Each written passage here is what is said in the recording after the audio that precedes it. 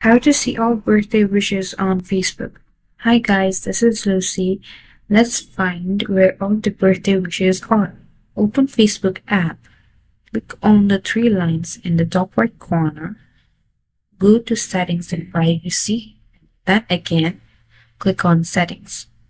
Scroll until you find Access Your Information option and click on it. Click on the Continue button. On the top, you will see search bar. There, type post.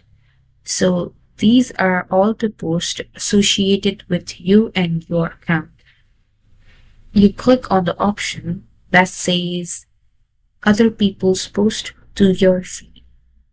And there you go. You can find all the birthday wishes posted to your timeline. And that's it. Thank you guys for watching this video. Hit the like button, subscribe for more, and comment if you have any queries.